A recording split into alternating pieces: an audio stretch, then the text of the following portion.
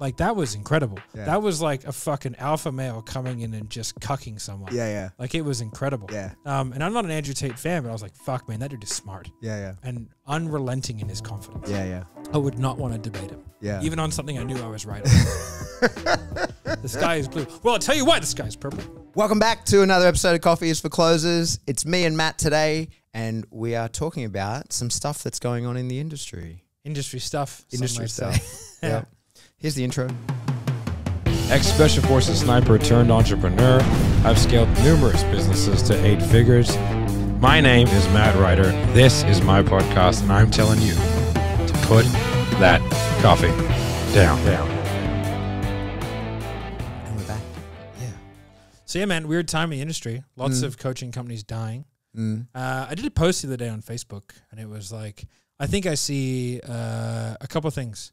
One is that sales are getting harder to make, so you have to be more skilled. So we can go into that. 2 is that like the lead generation tactics that a lot of companies are using, like there's a consolidation of like, so I think what happens is you get these like expansions and like constrictions. Yeah.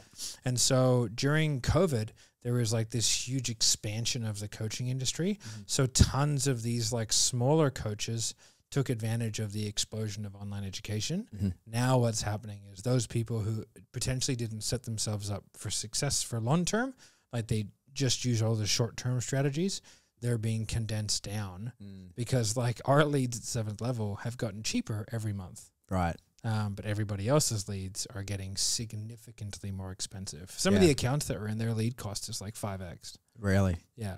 So like they won't be clients for much longer. Like just because it's gonna become ridiculous. And we've already seen a consolidation of clients at Sales Sniper of like people who just can't get leads. It's really interesting. Now we're lucky to where we have incoming people wanting to do it. But it's like it's almost confusing because like I have a coaching company and our lead costs literally gone down. The bigger we get. But everyone else's are a lot of other people's are blowing out. I think though, like sales coaching is kind of it's immortal, really, right? It's got a big TAM, total accessible market. Everybody, what did you say? Like, what is it? 1 in every 8 salaried positions is a sales role. Yeah. So selling sales training super easy, but I think the life coaching type stuff, like people who like something that's not so tangible, and I feel like I have certainly observed that sort of post-COVID, like a lot of people, or even like back end of COVID, and people were like, it's time for a change, and they're sort of reskilling and doing all these kinds of things. Yeah. But maybe that sort of bubble is over, right? Do you think that people now are sort of like, I'm going to put up with my depression? There's actually BizOps seem to be like coming to the head. Like they seem to be rising. Okay. So like what it was, like I think like BizOps a few years ago were like cheaper. They were like 2, 3, 5K maybe, and they would teach you how to run an Amazon store, right? And then high ticket coaching was like 10, 20, 30, 50. Now high ticket coaching seems to be like $5,000, $10,000, and BizOps are from 30 to 7 figures. Wow. Right? Because people would rather just pay the money to have it done for them. And then so they're or they're syndicate buying or whatever it is they're doing. But BizOps seems to be becoming the new high ticket. Okay. So business opportunity, right? Yeah. And high ticket seems to be getting a little bit lower in terms of, its actual price points that are being sold really successfely. Give me some examples of like when you say high ticket, like what is the actual tangible thing that people are learning from those coaches? Like some examples of those. What is that? Yeah. Like so I think that one of the problems with high ticket is like it's a 30K program. However, it's not, because you're getting access to a program most people pay like $2,500 a month for 12 months. Like in a lot of the back end that I've seen, those clients stay for 40, 50% of that. Okay. So realistically, like a 30K is more like a 12, in terms of like what they get. So some clients some people will keep them for longer than that. Yeah. At 7th level, we only sell 3 and 6 months. We used to sell 12 months Inner Circle, but like I just didn't see the point because I'd rather kind of charge a bit less and like have the clients turn over faster or re-sign them. Explain to me how that works so that you buy the 6 month. Yeah. So 6 months of Inner Circle. So it's like, you get trained by Jeremy for 6 months. Okay, so like that's a regular coaching call, the group call. People are all on that, and your time to be in that expires. Yeah. It doesn't come in batches, do they? People trickle in and out. Like your 6 month is the day you start, or is there a start time? No, so it's a constant new people rolling through. Okay. And then we have access to one. So we have, as part of that, you get one-on-one coaching with a coach, not Jeremy. And then you get access to, I think it's like we do a daily role play. We do, Jeremy does 4 sessions a week. So he does an advanced scripting and a beginner scripting. And then he does like an advanced role play and a beginner role play. And then we have a rock star of an insurance guy come in and do specific insurance stuff. Of a rock star of a door-to-door guy come in and do specific door-to-door stuff. And then we have Marco doing advanced objection handling, and myself doing sales process and role play. Okay. So it's a very comprehensive program. Yeah. There's nothing better. Yeah. Like I've seen the market are 3.0 Inner Circle, and they destroy all other coaching programs. Yeah. In terms of like deliverables. So then like awesome plug. Yeah. I mean, but let's talk about something else, like a different thing. So but that's what we do, right? So then like we get most people to pay up front. We just do. But other ones, it's like other programs that I've joined, let's say it was $2,500 a month, 30K. So 7th level, our fulfillment rate is huge. Like almost everybody does the whole thing, pays for the whole thing. Our refund rate's less than 1%, right? At a standard coaching company, you get 3 or 4 group training sessions a week in a portal. Okay. That's it. Yeah. And so like what you're buying is like, maybe they're quite generic, And they're not business coaching. I want to be very clear. It's like sales and marketing, or it's not even marketing coaching. It would be like funnel building and sales. But like the sales training they're giving you is sort of watered down crap because they're not that good at sales anyway. So really what you're getting is like, hey, these are the funnels that are currently working for me. And so the delivery on that is, like you say, a portal. People probably smash through that in a couple of days. Yeah. Then they're going in for their regular coaching calls. Yeah. That's why it's just like, there are guys that do it out there, right? Like Cole, who does like a lot of stuff. I think like from what I've seen, like his stuff is like really good. Just a lot of in-person events, right? If you can do that kind of stuff, like a lot of in-person events, like those things tend to work better. You get guest speakers out, make it into a fucking thing, make it something cool. If I was going to do a business coaching program, like I would break it up into like finance, and I'd have an accountant come in and do stuff. I would break it up into marketing, and I would have Marco do stuff. But like marketing is a huge subject in itself, right? And then I would have sales, and then I would have like business strategy based on where you want to go, what you want to do, what outcomes you want, right? That's how I would do it. And I would try and do some stuff in person, virtually, shit like that. Like there are some good coaching programs out there, but most of them are just kind of like drivel. Which is why, like now, what I'm seeing is the accounts that are successful are far more specific, right? Like one of the things that we sell is like a real estate offer, right? And it teaches you how to land flip. It's called Vestrite. Go and check them out if you want. Make a sale. I'll get some cash. Cool. Right? They're really good at what they do, like phenomenal. And what is really interesting is like the guy who runs it doesn't give a fuck about that coaching company because he's so good at doing it, he makes a shitload of money. Right. So literally his program is like, no. Like I have it broken down how I do it. Like, and the big selling point of that program is that you get access to all the contracts. Right. It's millions of dollars worth of like legal paperwork. Right. So it's like, that's the value. The value, it's really clear, very tangible value. Hey, you want to learn how to land flip? This is how you do it without getting fucked over. This is how you bypass the red tape. And they even have it done for you elements. It's almost like a biz op. So like if you join their program, you find the land, you can just hand it off to their team. They'll do the whole fucking thing and pay you 10%. Right. And those deals are worth $200,000 profit. Yeah. Right. Up to $2 million profit if you do it correctly. And so fuck man, you do 1 or 2 deals and you paid for it 5 times. So like those types of offers, like that biz op, that's like a combo biz op coaching type thing. That's what's crushing it right now. Like teaching some dude how to use a Facebook group, I don't know if it's the move right now. Do you think like the increasing cost of leads, do you think that is representative of less people are interested versus less people are using social media in a traditional sense? Like I feel like a big part of my job here and elsewhere is being kind of on the pulse of what's happening with social media. And it's a very strange time.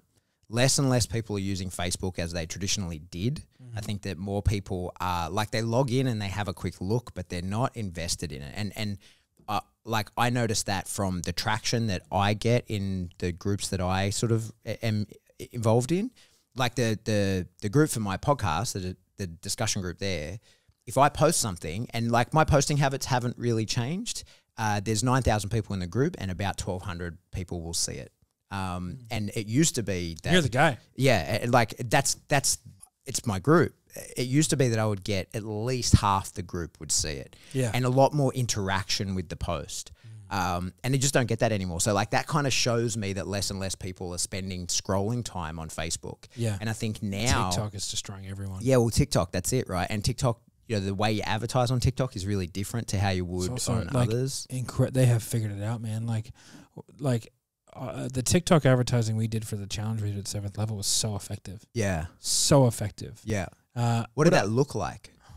I'd have to get Marco on here, but they sort of ran me down the numbers, and it was like, Jesus, man, like the minimal amount of money we spent on TikTok was extremely effective. Yeah.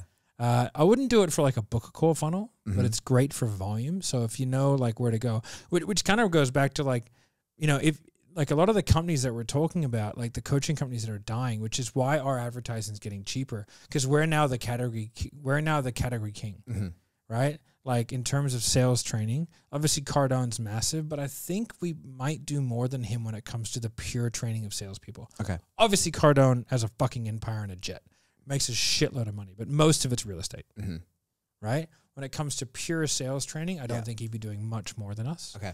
Right? And not many people are, right? In terms of the B2C, like you got Sandler doing $450 million a year, but it's all B2B. Okay. Right? They have like all the contracts, right? But I'm coming for you, Sandler. Right? So we're the category killers now. So now we like absorb all, like we're the guys, right? So really that should make everything a bit more expensive. But for some reason, it's making everything cheaper. Yeah. And so, but we're very diversified. So we have like a couple of different strategies on Facebook. We have a couple of different strategies on Instagram. We have a good email strategy now. And we have a good TikTok strategy. And then we have, for all those, we have like paid media, so as in like the conversion traffic. And then for all those, we also have good content strategies. So like, it's a big melting pot. The next thing we got to do is YouTube and Google Ads. So Google Ads start next month, I think, and then YouTube will start probably shortly after that. And then from there, then we're gonna go. I want to go into like more traditional media, right? Like we'll do radio and we'll do fucking, all that kind of shit. Why not? Might give it a fucking try. But so do you think though, like you're finding success there while others are finding it more and more difficult? Yeah, but there a lot of them are leveraged off one thing. Yeah, okay. Right? Like there's a lot of people that are really leveraged off just paid advertising on Facebook. Yeah. I think if that's all you're doing, you're probably fucked in a year. Yeah. Right? But if it's part of what you do, fantastic. Yeah. You know, if all you're doing is a Facebook group, you're probably fucked. Yeah. And just demographic wise, like there's so many like younger kids that they're not on Facebook. Aren't on Facebook. No. Like not only just aren't on there, but actually laugh in your face when you say, "Oh, it's on Facebook," and they're like, "I'm not getting Facebook." Yeah. So like that is Facebook is for like 30 and up. Yeah, that's wild to me. Like that kind of blows my mind, and I only realized that about 18 months ago when our new neighbor moved in, and she's like 16, and made a joke of Facebook. Like I was looking at something, like you can look it up on Facebook, and she like laughed in my face. It was like, I'm not getting You're Facebook. an old man and a fool. Yeah. And she's like, if it's not on TikTok, I'm not interested. And I was like, oh my God. Like I didn't realize that was a thing. And there's more and more and more of them. And Instagram is still shitting the bed at every instance that it can. But even TikTok has changed in the last few weeks or months in that now that they take 10-minute videos, now there's a lot of what you see like repurposed YouTube content going into TikTok. And that's going to change the way people use TikTok as well. Like I'm sure that TikTok is doing that to try and bring in people like you and I who can handle watching 5 minutes of the same thing. You know what I mean?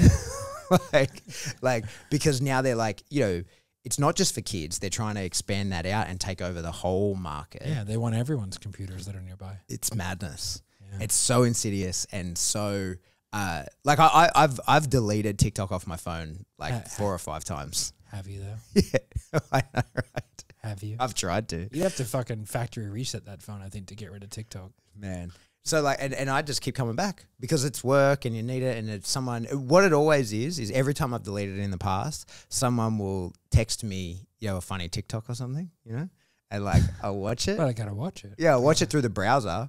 And then I'm like, oh, man, TikTok's funny. Yeah. Like I would like to see more of that. I'd like to follow that person. That's I'm probably a weird one where I almost never scroll on any social media. Mm-hmm. The only thing that I scroll on is YouTube. Yeah. It's the only thing I watch. I never look at TikTok. I never look at Instagram.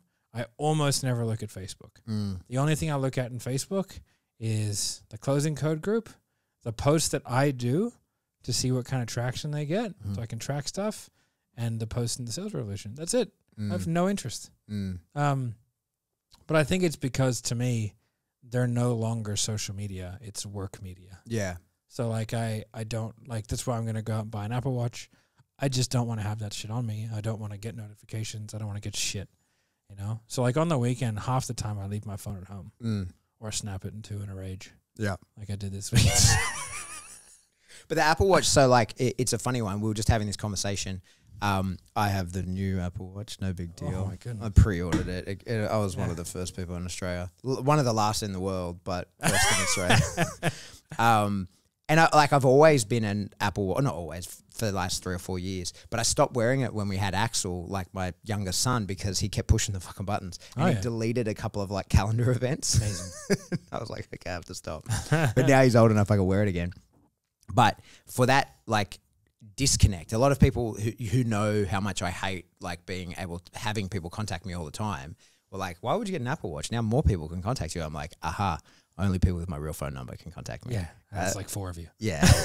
I was like, so I can leave my phone at home, I can go out with my kids. People who really need to contact me I can contact people if I need to. Yeah. I can pay for stuff, I can do all that, but I'm kind of offline while maintaining and if something happens, you can call. Yeah. You can call me and go, hey dude, car broke down, fucking, I mean. Yeah. Like, you know, the automatic thing on your boot isn't working. It's always the way. Very unsettling. But so, like I say, Facebook is weird in that it's an older generation. TikTok is the newest thing, like the newest generation, the youngest kids. Instagram's in the middle. Instagram's freaking out. Instagram doesn't know what it is. Yeah. But now there's all these other social medias popping up. And I wonder how Pinterest much... Pinterest is becoming, like Pinterest has hired Accenture. Accenture's largest consulting firm on the planet, probably top 10 companies in the world, made $89 billion profit last year. Right. So not bad. It's good work if you can get it. I mean, if they want to flick a bill my way, they can. Yeah. But yeah, like Accenture is now doing their sales. Accenture is essentially the largest done-for-you sales agency on the planet. Okay. They're a consultancy firm. It's like if Sales Sniper scaled up 150 million times. Okay. Right? Like what they do is they come into a business. Like, yeah, they do hundreds of billions of dollars. Okay. Right, in revenue every year. They come in. Jeez, I wonder what their podcast is like. That's probably amazing. Should probably. They come in and they go, all right, cool. Hey man, we'll come in and consult. Oh, these things are broken. They're like, oh man, you should definitely fix that. Or we can just do it for you. Yeah. And then that's what they do. So then what they do is they hire people for like $100K a year, charge them out at 180. Done. Mm-hmm. But that business is happy because they don't have to do any recruitment. Yeah. Nothing. They just pay the bill and it's done, right? So they do that for like Pinterest and tons of companies, right? They act as a sales force. Half of them are in the fucking Philippines, right? So yeah, so like Pinterest is getting really big. Well, and like since your good friend Andrew Tate got got kicked off of everything, he's gone to Rumble, and they saw like a ridiculous increase in traffic. Well, Russell Brand's on Rumble as well, because if you say anything. Like, I think the guidelines, for example, just like for COVID guidelines, right, on YouTube, you can't say anything that goes against your local government authority or the WHO when it comes to transmission, treatment, prevention, vaccination and one other thing, right? So if you say anything against those guidelines, the WHO, which is funded by the U.S. government, right? Or your local government authority, you're automatically stricken off. Yeah. Right? So you can't talk about it on YouTube, right? So there's a lot of stuff you can't talk about. So like Russell Brand went on to Rumble, and then he talks about what he's posted on Rumble on thing, and apparently Rumble is the wild, wild west. Like, you can say anything you want. Yeah, and which so I'm all for. So that started like that, and people think of those platforms as being like, oh, well, that's where the right-wing people go.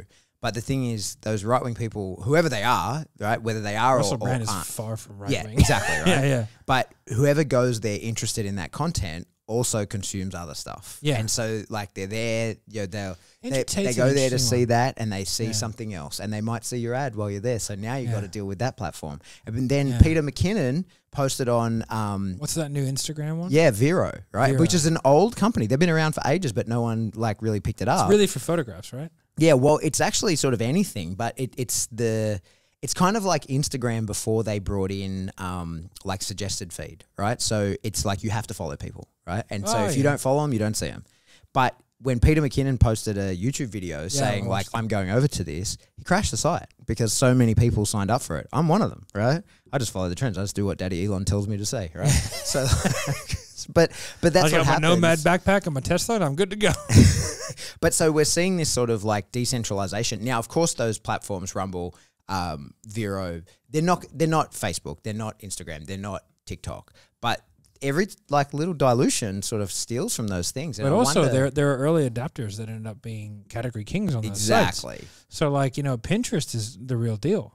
I've heard, like, we're not using it, but like we're gonna start looking into it because like I've been told that like the lead quality on Pinterest is phenomenal, right? You know, and it's very similar to Google. Mm-hmm. That's sort of like, I think it's a little bit of similar to like Google, like it's a search engine. Well, it's a research platform, really, isn't it? Yeah. Pinterest, like I'm going to find out stuff, right? Like I'm designing something and I want inspiration, isn't that? I've never used Pinterest. I wouldn't have a fucking clue. I just thought it was for fucking ladies who wanted to redesign their house. That's but what I think I thought. It's more than that now. Really? I think it's more. But you know, it's interesting. Andrew Tate, right? Really interesting because I think he might be the most cleverest social media person ever. There's a good chance. Yeah, and I think I think he's a horrible person. From some of the things that I've seen of him, and now he lives in Romania, and there's some questioning: is he like the new Jeffrey Epstein? But who knows? Who knows? Because I was explaining to my wife the other day, because I watched the Piers Morgan interview where he fucking ruined Piers Morgan. Yeah. Like, I have not seen Piers Morgan. I mean, I've seen him be destroyed by, like, you know, people. But, like, man, he got steamrolled. Like, that was incredible. Yeah. That was like a fucking alpha male coming in and just cucking someone. Yeah. Like, it was incredible. Yeah. And I'm not an Andrew Tate fan, but I was like, fuck, man, that dude is smart. Yeah. And unrelenting in his confidence. Yeah. I would not want to debate him. Yeah. Even on something I knew I was right on. The sky is blue. Well, I'll tell you why the sky is purple. Kind of reminds me of The Rock, you fucking jabroni. But like, despite that, like, I mean, he must have made that much money that quick. How much do you reckon he's worth? He'd be worth tens of millions. Not hundreds? I don't know. He buys a lot of Bugattis. Yeah, so definitely like upper tens. Maybe less than 100. I would say like 70, 80. He made it real quick too. Yeah. Like, I've never seen someone come into prominence so unexpectedly and quickly. It was like in 6 months, he went from no one to the most famous human being online. Yeah. And how? I mean, I don't know how. We can break it down if you'd like. Yeah. But like that well, we should explain it. Like that virality of the content strategy is clever. So he had a Hustle University, right? For those of you who know. I don't know, it was like $100 a month or something. I have no idea what it cost. Yeah, it's cheap. I know it's cheap, right? And it's how to make money online. And how you make money online is by selling Hustle University. So it's not an MLM, it's an affiliate program, right? I'm sure there's other stuff in there. There has to be, right? It can't be just like cut up these clips. But I mean, the strategy was cut up clips of Andrew Tate. And they provide you all the raw footage. And just post the fuck out of it on social media and let Andrew do his thing. Yeah. Right? And then have your affiliate link, and that's how you make money online. And, you know, 100 people bought it. 100 people start doing it. Yeah. And then those 100 people, 10, 100, 10. And it's literally like an exponential growth on social media through the utilization of everybody else's social media. And the most clever thing about that is it's now impossible to stop. Yeah, you can't. So you can block him on air. It doesn't make a fucking difference. Yeah. It's like Hydra. Yeah. The moment you cut off one head, 8 more will appear. Well, what happened on my TikTok feed, and I don't know. So like he was blowing up my TikTok feed, and a lot of the things He wasn't. No, It was just well, his so like content. his It was content was blowing amazing. up. It was just his face. Probably 1 in 4 videos was him, and I even tried to avoid that at one point. I was like, because I like to fuck with the algorithm, like, you know, just see what I can make it show me. Yeah. And I would, as soon as I saw him, I'd like, nah, like, go on. And then when he like was banned, suddenly his brother started being all up in my feed. And it was like, so I'm curious how much that was a strategy from them versus like the algorithm realized that I didn't want to see that, like whether that was just showing to me. Yeah. I'm curious if that I happened to wouldn't know. anyone else, Yeah. because they do a podcast like together, right? It's just them talking Yeah. shit that people cut up the things from, and then suddenly it's, I think it's Tristan's his name or something, suddenly it's all him in my feed. I was like, man, these guys have figured out like how to get it out there. And I think, you know, exactly as you say, like I don't really have an opinion on him. I think that he says some very reasonable things in a ridiculous way, and I think he says some ridiculous things in an even more ridiculous way. Yeah. But don't we all? Yeah. So like I don't really have an opinion on him one way or another. Well, the thing is, you only see either an unreasonably positive view of him or an unreasonably negative. Yeah. So you'll see cut up content, which is used in order to sell a thing that is to do with him, or you'll see cut up content by people who hate him. You won't see anything in between. I've only ever seen him say, because I haven't looked into him much, somewhat reasonable things. I've heard of him saying ridiculous things, but never seen it. Yeah. Because I've never gone down the rabbit hole of caring about his content. Yeah. I just think him as a person is extraordinarily interesting. Yeah. But there's a very particular type of young man who thinks he's a demigod. Yeah. Well, and that is, I mean, not that it's our place to give a fuck about that, but that is kind of the issue with it, in that like he says a lot of things to be outrageous and get the likes and the views and that. And an adult like you and I can go like, there's a message in there that he's trying to convey, and he's chosen to use the outrageous terms. Yeah, because he knows that'll get traction, and like, but I see what he's trying to say. But I think there's a bunch of 18-year-olds that are like, fuck yeah. Yeah, fuck yeah. Fuck yeah. What colour is your Bugatti? Yeah. And it doesn't say whatever, but from a business Was it you standpoint- that sent me that thing on Goggins where it's like my 8-year-old kid just runs around saying fucking, who's going to carry the boats? No. That wasn't you? Oh, man. would have been It was like, it was obviously a bullshit but very funny like review of his book or something. And it was like my fucking 12-year-old son does nothing but chin ups and scream fucking who's gonna carry the boats, that, and then he goes and he asked my wife, his mother, did I cry when I was born? And she said, yes, of course you did. And he said, fucking pussy. And then went back and did more chin ups in his room. It was fucking one of those Amazon reviews. I'll send it to you. It was fucking great. I feel like I might have seen it. Yeah. Booge will probably cut this out. He loves Goggins. He loves Goggins. He loves Don't it. you fucking cut this out, baby. Leave this in forever. Was it Stay Hard? Stay hard. Yeah. Yeah. That's Viagra's one too, right? I think it is. I think No, it's it's just- Get Hard. Get Hard. Yeah. Yeah. That's true. That wouldn't make sense if it was Stay Hard. That'd be a real problem. 4 hours, I heard. Yeah. But so all those, social medias that are now expanding, do you think that is anything to do with what's going on with like cost of leads and stuff? I think so, but I just think it's like overall, like you need to have, I don't think you can invest too heavily in any one platform. Yeah, for sure. And like, if you do, you get stuck in a position where like you're fucked. Like there are like some coaching programs that just teach, hey, like this is how you optimize a Facebook group. Like what are they going to do in 18 months when Facebook groups are garbage? Because that's eventually what's going to, they'll just be garbage because everyone's like, oh, you join a Facebook group and it's fucking pitch fest. Yeah. You know what I mean? Yeah. And no one's on Facebook anyway. Yeah. There's not enough people in the group. Like you can't, sure their And profiles Facebook in the stock group. is fucking tanked. Yeah. Well, did you listen to Zuckerberg on Rogan? No. Yeah, man, it was interesting. Like he had a lot to say. It's definitely worth a listen. Yeah, right. About like I'm aware that we're spending a lot of money, and I'm aware that like you're not seeing an output right now, but you're gonna. Like is basically what he was saying. That I'm smarter than almost all of you. Yeah. Yeah. Trust me, it will be fun. Yeah, like, and they're making infrastructure, like they're developing hardware now, right? That they've never done in the past. So they're like, we've got to figure that out. They're like the Oculus Rift and stuff like that. So like they're figuring that out, and he's like, that shit costs money, but we're gonna have the best one when it comes out, and everyone's gonna buy it. So it was like, ooh, what is happening with Facebook? Like that's the question. Well, the metaverse. I mean, to me seems stupid now, but in 20 years, it's probably all there'll be. Yeah. You know, Web3 and all that kind of bullshit. Terrifying. Fucking all that jazz. But yeah, so the other thing that's happening in the coaching industry is like the consolidation of agencies. Mm. So like agencies and done for yous, I think are really going to kill coaching companies, but most agencies will die in the process. Okay. Because explain that. Well, the coaching companies service the agencies service the coaching companies. Mm-hmm. So you're talking marketing agencies, sales agencies? Yeah. Yeah. So like there's a consolidation that's happening. Like sales are becoming harder, leads are becoming harder to get. The way in which coaches run businesses is to cash drain, which I don't have a problem with. I think like, you know, you look at people, they run a business for 3 or 4 years, like so Sam Ovens, right? Sam Ovens, one of the most successful coaches. I'd love to get him on the fucking podcast. Like he's a Kiwi guy. He got his coaching business up to like say 30 million a year, I think it was, right? What does he coach people to do? Make money online, become a coach. He's a coach that coaches coaches. Okay. That coach. Right? So, like, he was the first. He was the guy. He was the one. Like you'll notice my constant question. I know, dude. I don't fucking know. What do they teach? I don't fucking Because I know like we teach, yeah. Jeremy teaches sales training to salespeople. I get it. I see the output. I see the course. I see people get better. I watch the calls. I edit the shit. I can see people improve over time. I see it. It's a real product. It's a real thing. But then when people are like, I have a online coaching program, I train coaches, I'm like, but to do what? I don't get it. Very often I'm the like... thing that's really interesting is when you go to like ClickFunnels, right?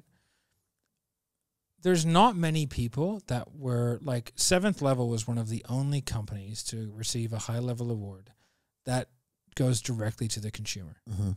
Most of them go to the coach or the person who then on-sells, right? So it's like, you know, like for example, Andrew Gosen, who runs the 4% Club, they're a fitness program, phenomenal. I would say he's probably the only one there that got a good award that is in fitness, who's not a fitness business coach. Okay.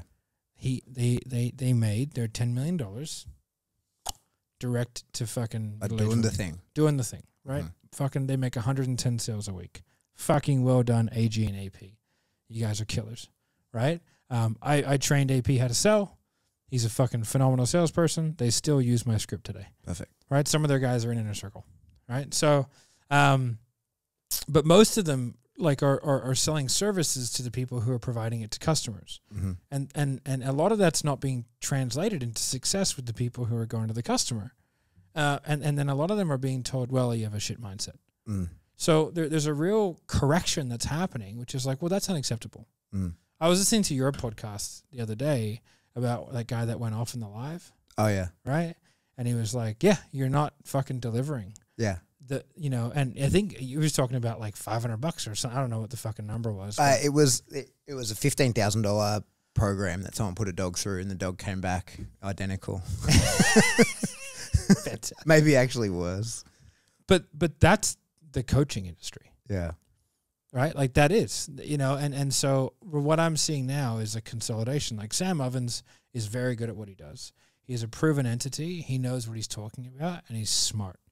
Right? So he had a $30 million a year business, or whatever the fuck it was, scaled it back to around $6 million and brought in more money personally. Wow.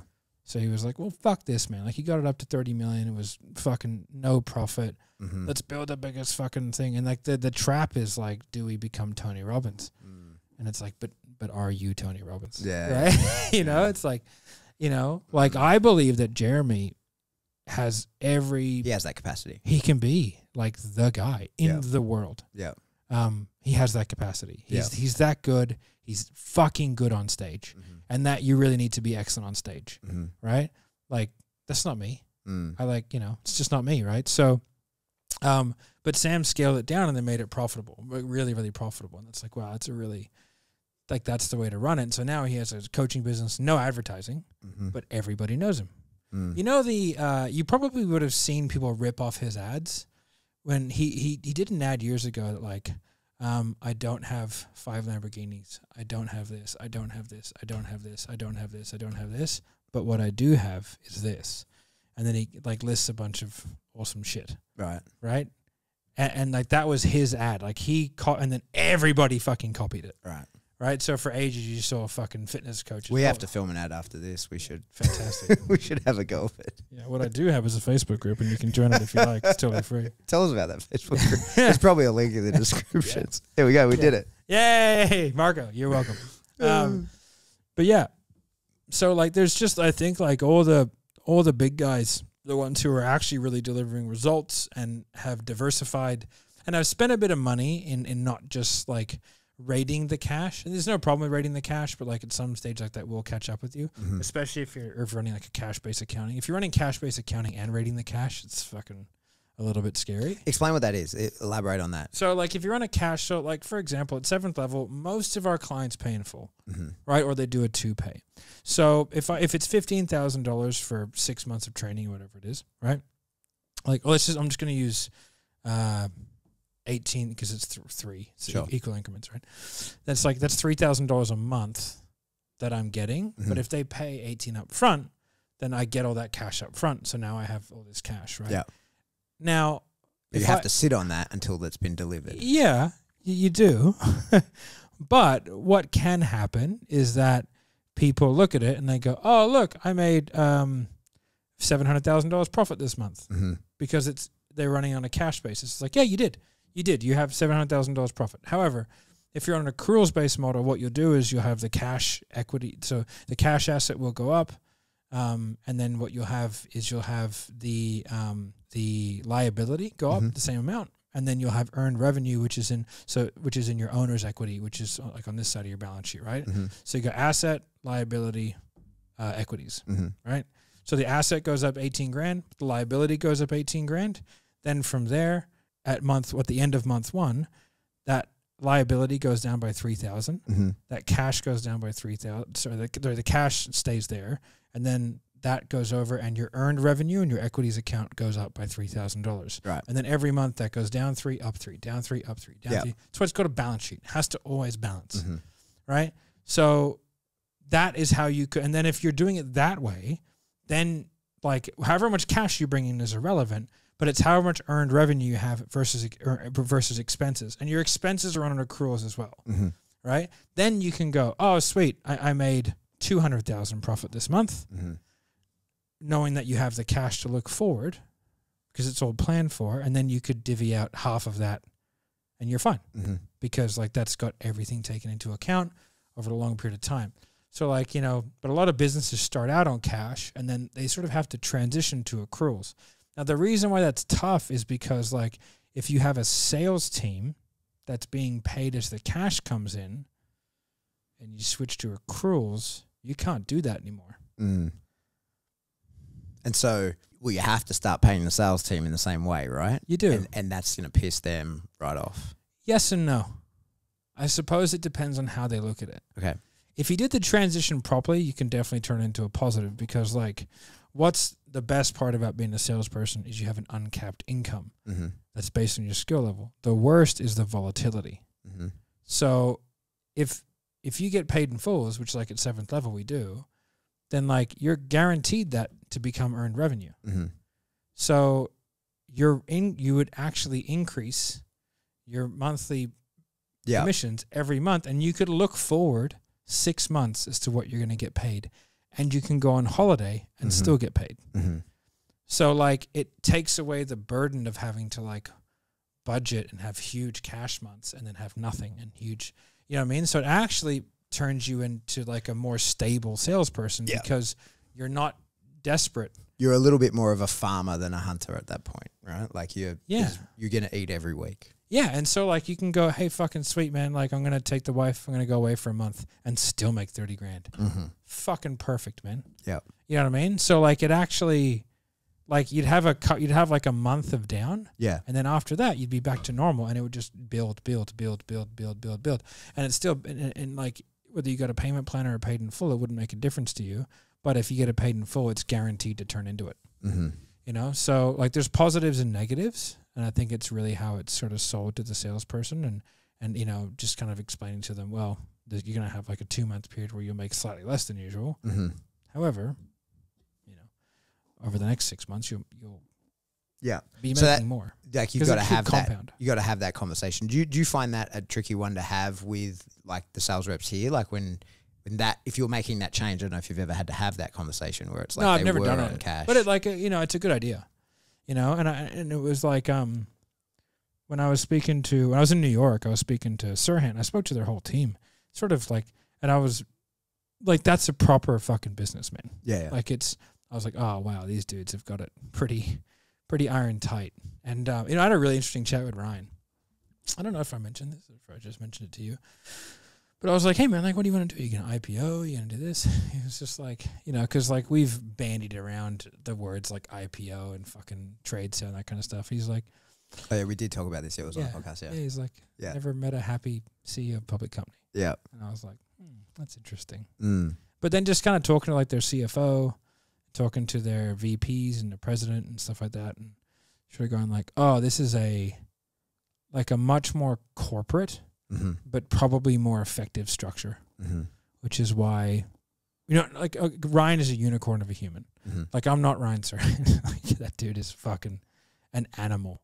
He's extraordinarily talented on camera, but he's incredibly talented at what he does. Like he's world class at what he does individually, but he can convey that in a super charismatic way. You know what I mean? So he's very similar to Jeremy. Yeah. Like he's as good at real estate as Jeremy is at sales. Right. Yeah. And then from there, but it's really interesting because he still is like the top producer in the company. Yeah. That's the head of the snake though, right? Like, because people want to deal with him, no doubt. You go to that agency, you want Ryan. Yeah. Like, so there's more demand for him. I'm sure he's better, but you want him. Yeah. So what Ryan does is like he gets the buildings and then gets his agents to sell them. Mm-hmm. So he'll have the chat with the developers. When I was there, actually, in their sales room, they had one of those models. Oh, yeah. It was fucking so cool, man. Like you put out the drawers, and the drawer was a top-down view of like the penthouse. Wow. It was fucking sick. That's I was cool. like, Jesus. They're like, yeah, this costs like $300,000. Yeah, I was going to say, that's still a job, right? People still making those things. Yeah, dude, it was so accurate. And you could like look in, and then they had this giant TV. Like, dude, it was fucking giant. It was 150 inches. It was huge. Like, I've got a 90-inch TV, fucking little thin dick. Good Yeah, no, it's kind of fucking giant. But yeah, it was super, super interesting going there and kind of chatting to them and, seeing kind of how they run stuff and how they pay their internal team. And they just told me whatever I wanted. We've been working with them for 2.5 years. Like, we have a good relationship with them. Yeah. And so it was really interesting to see. But like Ryan will start just decapitating his competition, especially with what he's got coming up. I cannot say what he's got coming up, but he's gonna murder. He's gonna murder everybody. So then let me circle Goodbye, back Tom around. Ferry. Hi, Tom Ferry. If you're watching, you're sorry, buddy. Napadoo. Circle back around. So I derailed you to talk about accruals versus cash accounting. Yeah. We're talking about like if coaches are bringing in and they're pulling the cash, they may be in for a shock. Yeah, because I think like they can't survive 3 down months. Right. It's mistakes that I've made in the past. You know what I mean? Like, well, because and that's because the overheads, the costs are there, whether you're making sales or not, because you have to service the people that you've already sold. Yeah. So the trick is with coaching is like to correctly staff. It's really tough. I think that's with any business is to correctly staff the business, which is like there's a couple of books like on Amazon and Tesla and how they've done it, and it's really clever.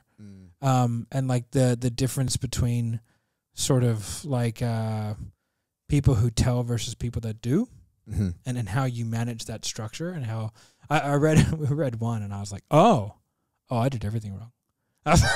I was like, oh, I can see why that happened. You know what I mean? Like, just like, oh, this is super interesting. Because like those companies have scaled very fast, very aggressively, but very well. Like, I mean, Amazon wasn't around that long ago. I mean, like Tesla wasn't around that long ago. I think Fucking Amazon's Apple. now like the biggest employer of Americans. Yeah, probably. Yeah. Like Apple. I mean, Apple's the biggest company ever to exist. Madness. Like I've got trillions of dollars. Yeah. It's crazy. And like these companies weren't around that long ago. Yeah. Like they're bigger than fucking insurance companies. Yeah. Which is staggering because insurance companies, they're bigger than banks. They're bigger than banks. Madness. And banks have been around for hundreds of years. I wonder, like, with the like the tech refresh stuff, do you feel an opposition to that lately? That the idea, like he says, the day I just changed my iPhone over to the latest one. But do you think that there's some resistance coming against that, in that, you know, you got to get the latest one? Because I feel like I feel no need to get any of it. Yeah. So like I no longer get excited when I get a new phone. I see it as an annoyance. Yeah. But like that was interesting with the iPhone 14. It's really nothing much better than the 13. Like they kind of hit the limit of. But it's 14.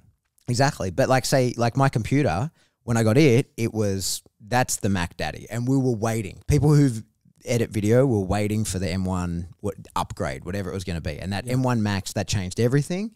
But then they bring out that Ultra in the studio thing, and you look at a lot of the reviews are like, I can't hit the limit of this. Like I can't, like a lot of the sort of text-based reviews of those Ultras with the you know, it's basically two of my computer bolted together in that Mac Studio. They're like, I can't use this. Like I cannot max it out. So what's the point? And so I feel like a lot of that stuff is kind of hitting a bit of a. And it's like, what do you need? 52K? Yeah. Like, what do you need? Yeah. Well, you know? And so like but like that M1 Max can edit, I think it's 7 streams of 8K. So it's 7 streams. Yeah, it's simultaneously. Like, and I can max it out. Like once you start putting like graphic layers and stuff on it, you can slow it down. You can bog it down. But those like, you know, not at like double the cost do I need to upgrade that. And I feel like Apple are kind of realizing that, I think, in a lot of their stuff. And they're like, there's kind of not that far to go in the general user space. Well, like its form factor has to change. Yeah, right? that's it. That's what has to change, form factor. So make a different color. I mean, if they did that, fuck, bro. Why don't they just have a glass that you can just decide the color? That might be next, like a chameleon. All right, we're descending into madness. Wrap us up. I think that interesting time. Oh, there's no discernible wrap up. If you guys like this kind of content. Well, let's do it. Yeah. No, but I think leads are getting more expensive. Sales are getting harder to do. Yeah. Things are changing. Agencies are joining together, taking over businesses. What do you think is the future of that? Like, what happens in the next 6 months in that space? I see like a ton of coaches going down. Mm-hmm. Like the guys who are doing less than 200K a month, I think you're going down. Yeah, right. I see. And what can they do to stop that? I don't know. Just probably fucking pack it in. Just give up now. Yeah. No, but like it's just like if I have a look at sales coaching, which is a huge TAM on it, right? Like enormous. Like there's plenty of room for everybody. But like we're eating them. Mm-hmm.